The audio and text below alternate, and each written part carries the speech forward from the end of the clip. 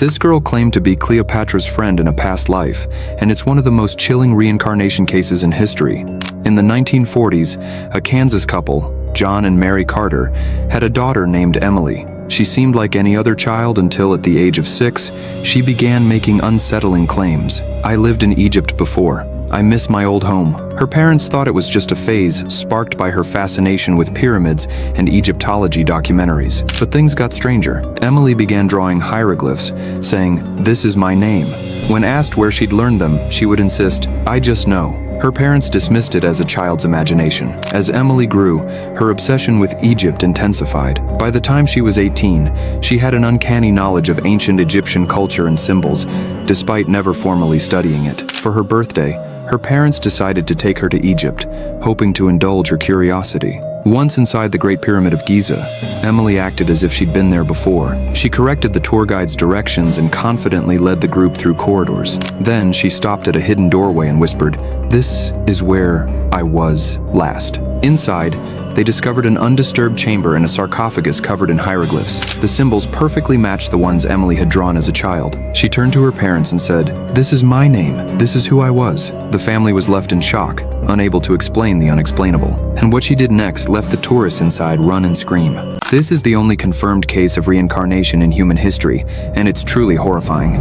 In the quiet town of Goobersville, Indiana, in 1939, a young couple welcomed their baby girl, Mary. For the first few years, Mary seemed like any other child, until she started speaking strange words no one could understand. Her parents thought it was gibberish at first, but as she grew, it became clear. Mary was speaking fluent Chinese. The family was stunned. They had no ties to China, no exposure to the language. Seeking answers, they consulted language experts, who confirmed that Mary's Chinese was not only fluent, but filled with phrases no modern child would know. As the years passed, Mary's behavior grew stranger. One day, she pointed to an old map and insisted, "Take me here." The place? A remote village in China. Desperate for answers, her parents finally gave in. After a long journey, they arrived in the village. While riding a train through the countryside, Mary suddenly demanded they stop. She led them to an old farmhouse, ran to the door, and knocked frantically. An elderly man opened it, and without hesitation, Mary bolted inside. The family followed, stunned,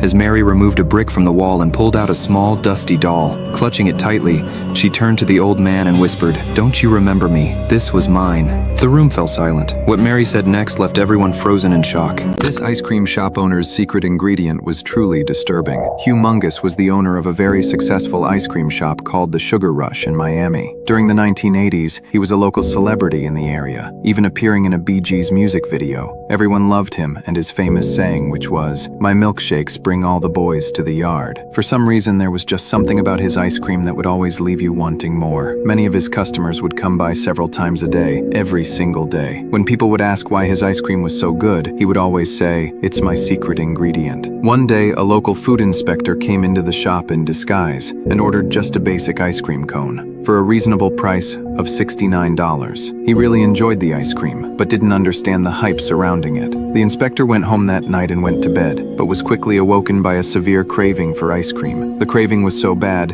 he drove to the shop at 3 in the morning, even though they were closed. When he arrived at the Sugar Rush, he saw the ice cream shop owner in the back alley, next to the dumpster, with a suspicious man. At this point, the food inspector was still undetected by the two men, until his tummy started gurgling, causing Humongous and the suspicious man to stare directly at him. This is the most dangerous book in the world, and it's not just a legend. In the 8th century, a book was written that would become the most feared text in history. Its name, Al-Azif. The book was said to contain secrets of black magic so ancient, they predated humanity itself. It spoke of a jinn, a powerful otherworldly being, trapped in our world. But Al-Azif wasn't just a collection of myths. It contained detailed instructions on how to communicate with these beings. Many tried to destroy the book, but it always resurfaced, as if it had a will of its own. In the 19th century, a Yemeni poet named Hassan al-Mansur claimed to have found a copy of Al-Azif. He spent months studying its pages, learning its secrets. One night, Hassan performed a ritual described in the book. Witnesses said they heard whispers in a language no one could understand. The next morning, Hassan was gone. All that remained was his journal, filled with frantic scribbles. The last entry read, "I've seen the jinn. It showed me the truth. The book isn't just a guide, it's a prison. And now, I'm trapped too. This is the only reincarnation case scientists still refuse to explain. In 1956, in the small town of Redwood Hollow, England, a family lost their two young daughters, Emily and Grace, in a tragic car accident. Their parents were devastated. Months passed, then a year, and life slowly returned to normal. Until 1958, when the mother gave birth to twin girls. From the moment the twins could speak, things weren't normal. At age 3, one of them pointed to a birthmark on her knee and said, "This is where the car hit me." The other twin refused to sleep without the lights on, saying, "The man in the car comes back when it's dark." The parents were horrified. They had never spoken about the accident in front of the twins, but things got even stranger. The twins began asking for toys they had never seen, toys that belonged to Emily and Grace. They described their old schoolyard perfectly. Whenever the family got in the car, the twins quietly took the same two spots, the ones their sisters preferred, long before the accident. Desperate for answers, the parents took them back to their old village, and as they walked down the street, the twins froze, then ran ahead, laughing, saying, "Come on, we know the way home." They sprinted straight to the old playground, a place they had never been in their new lives. One of the twins pointed to a faded chalk drawing on the wall and whispered, "Grace drew that, right before we died." The mother collapsed. The father couldn't breathe, because the drawing had been washed away years earlier, yet the twins described it perfectly. To this day, everyone in Redwood Hollow knows the truth. Those weren't just twins. Those were two sisters who came back. This was the real-life Scooby-Doo, and it was seriously creepy. Back in 1961, a traveling group called the Doober Scoobers made headlines for solving strange cold cases across Indiana. The team? 4 teenagers, and a giant Great Dane named Jasper, who they claimed could actually understand human language. They drove around in an old green van, showing up wherever weird stuff happened. Ghost sightings, missing people, creepy minds, and somehow they always got to the bottom of it. But in October of 1964, something went terribly wrong. They were in a town called Ember Falls, looking into a wave of disappearances connected to an old shut-down amusement park. Only 2 members made it out. The other 2 were found days later, deep inside a tunnel under the park. No injuries, just faces frozen in pure terror. But here's the disturbing part. In 1972, a hiker took a picture deep in the Ember Falls woods. It showed a tall figure, walking upright, with the head of a dog and around its neck, a ripped-up blue collar. The tag on it said, SD. This is the only proof we have of time travel, and it's absolutely terrifying. In 1923, archaeologists uncovered a sealed tomb in Egypt. Inside, they found something that defied logic. A photograph dated 1987. It showed a man in modern clothing standing in front of the tomb, holding a camera. The man was identified as Elon Huck, a scientist who vanished in 1987 while working on a top-secret government project called Kronos. The project's goal? To unlock time travel. But it was shut down after Huck disappeared without a trace. The photograph had a chilling message scrawled on the back. "I tried to stop it, but the loop is inevitable." Years later, in 1980, another photograph surfaced. This one showed Elon Huck, now decades older, standing in front of the same tomb. The date on the photo? 2025. Experts were stunned. How could a man exist in 3 different timelines? And what did he mean by the loop is inevitable? The final clue was found in Huck's 1987 lab notes. He wrote, "Time isn't linear, it's a loop, and I'm trapped in it." But here's the twist. In 2023, a team of researchers decided to open the tomb again. Inside, they found a camera, the same one from the photographs. When they developed the film, it showed a picture of them, standing in the tomb, dated 2045. The priests removed her head, sealed it in a box, and hid it deep inside the Vatican.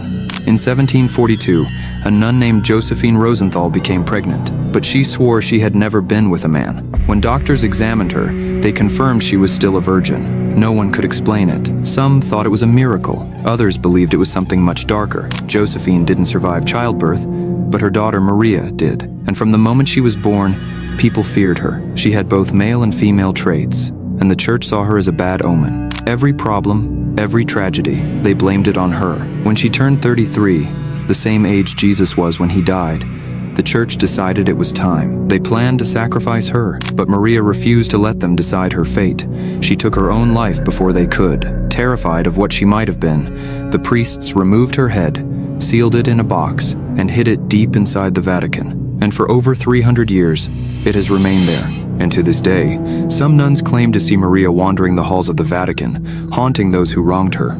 This is the terrifying story behind Wrong Turn. In the 1950s, near the quiet town of Blackwood, Ohio, there lived a family called the Crane family. They stayed in a rotting house at the edge of Blackbriar Forest. The townspeople hated them, calling them filthy, cursed, and unfit to live among others. One night, driven by fear and rumor, a mob surrounded the house and set it on fire, believing the family would die with it, but the Cranes survived. They disappeared into the forest, burned, broken, and consumed by hatred. From then on, they swore revenge on anyone who came near. Years later, people started vanishing around Blackbriar Forest. Hikers, travelers, hunters, even locals. The few who escaped claimed the family hunted like animals, laying traps throughout the woods, spiked pits, hidden bear traps, and wire snares hanging between trees. Victims were dragged deep into the forest and never seen again. The only thing usually left behind was a blood-stained black feather. Then, in the 1980s, a girl named Laura escaped after her friends disappeared on a camping trip. She told police the family chased her through the trees, whispering, "You burned us, now we burn you." And to this day, people still avoid those woods.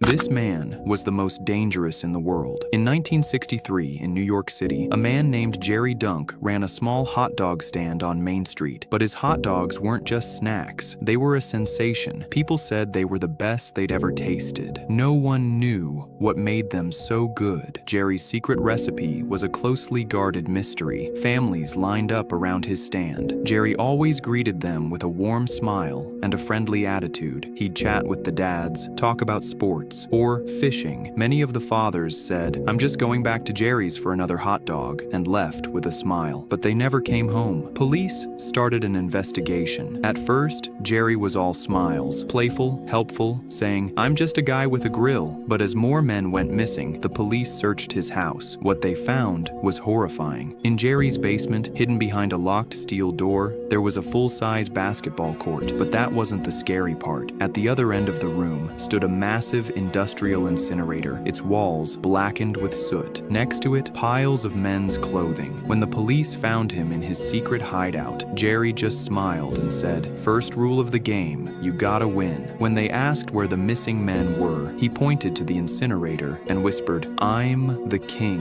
of Dunk." Then he ran straight toward the flames, and now you can probably guess how he kept his hot dogs hot. These are the real-life Powerpuff Girls, and their story is purely horrifying. In 1958, deep in an isolated lab in Nevada, the U.S. government launched Operation Bluesome, spearheaded by a peculiar scientist named Clyde Pickle. The program aimed to create human weapons using DNA modification. Dr. Pickle's experiments resulted in 3 genetically engineered girls: Emily, with superhuman strength; Rose, who could control machines with a single thought; and June, whose ability to manipulate minds was something even the scientists underestimated. To keep the girls in check, they were forced to wear collars that suppressed their powers. But the experiments grew darker. Painful tests, isolation, and endless drills. They were treated as tools, not children. One day, June secretly used her mind control on Dr. Pickle during an experiment. He unknowingly left the remote that controlled their collars under the table, thinking it was just his idea. Later that night, the girls retrieved it. With their collars deactivated, chaos followed. Emily smashed through walls with her strength. Rose disabled the lab's alarms and locked the doors. And June, calm and calculating, used her powers to freeze guards in fear. The 3 escaped into the desert, leaving behind a trail of destruction. Despite an intense manhunt, they were never found. Decades later, declassified files hinted at sightings of 3 mysterious women near military sites. Their existence erased from history, but the question remains, where are they now? This butcher shop was hiding something truly sickening. In 1994, in a quiet town near Baton Rouge, Louisiana, a man named Walter Griggs ran a small roadside butcher shop called Griggs & Cuts. Folks loved it. His smoked ribs and pulled pork sandwiches were legendary. People drove in from 3 towns over just to get a taste. Walter was always behind the counter, smiling, laughing, chatting with customers like they were family. But then people started disappearing. First, a hitchhiker, then a local drifter, then a girl who worked part-time at the gas station nearby. Police thought it was just coincidence, bad luck, maybe runaways. But one day, a health inspector dropped by unannounced and never came out. That's when they raided the shop. In the back room, they found a freezer with unlabeled meat, a bucket of teeth, and a grinder full of something that wasn't beef. Then they checked the meat smoker out back, and what they found inside made even the coroner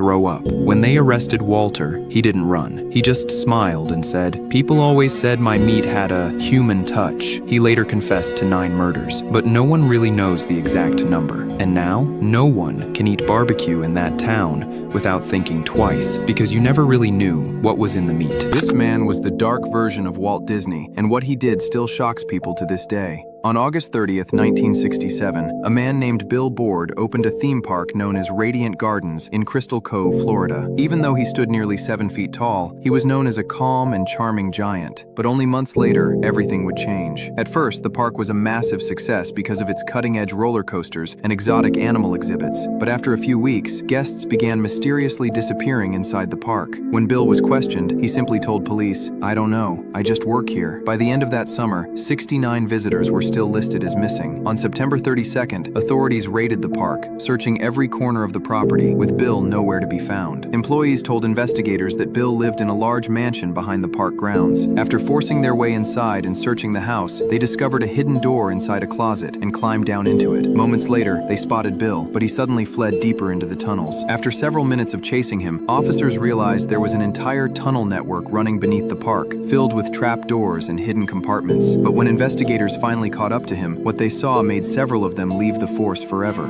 This is the true story behind Barney and Friends, and it's genuinely terrifying. During the early 1990s in Dallas, Texas, a struggling children's entertainer named Barnaby Grin was hired by a small studio to test a new mascot costume for an upcoming kids show. The producers wanted something friendly, colorful, and harmless, but from the very first recording session, the crew noticed something unsettling. Anytime Barnaby put on the purple dinosaur suit, his voice would change. At first, they assumed it was part of his performance, but halfway through production, one of the cameramen, Phil McCracken, went missing. The last footage he ever recorded showed Barnaby in costume, standing perfectly still in the middle of the set, staring directly into the lens long after everyone else had gone home. Over the next few months, 3 more crew members vanished. The studio quietly replaced each one and continued filming. They couldn't afford to shut the show down, but every disappearance had the same clue. The Barney costume was always found in a different place than where it had been left, sometimes on a chair, sometimes in a hallway, once in the driver's seat of someone's car. Eventually, the producers decided to confront Barnaby, but when they visited his apartment, they found his door unlocked and the entire place empty, except for the purple dinosaur suit sitting upright on the couch, as if someone were still wearing it. When one producer stepped closer, he noticed something horrible sewn inside the fabric. Thin, stretched pieces of skin stitched directly into the lining, and at the throat of the costume, next to a dried handprint, was a note written in purple paint. "You don't just wear Barney, Barney wears you." This is the Clark family, and what happened to them was truly horrifying. On July 16th, 1985, the Clark family vanished without a trace from their quiet suburban home in Detroit, Michigan. Police found no signs of forced entry, and their car was still parked in the driveway. 3 days later, neighbors noticed something unusual. A structure had appeared in the Clarks' backyard overnight. The first person to spot it was Gerald Thompson, the Clarks' next-door neighbor. He saw it in the early morning while walking his dog, and when police arrived, they discovered something that sent shockwaves through the entire city. The investigation revealed a mysterious, 6-foot-tall cube made entirely of bricks. When demolition crews attempted to take it down, they found that it was completely solid, except for a single hollow opening at the top. But what investigators found inside the house was even more disturbing. In the bedroom of 15-year-old Anna Clark, officers discovered a terrifying handwritten note that read, "The angles are wrong, but Daddy says we'll fit." After reading the note, detectives grew suspicious and began digging through the belongings of the father, Richard Clark. That's when they uncovered this eerie diagram, a chilling sketch drawn by the late Mr. Clark.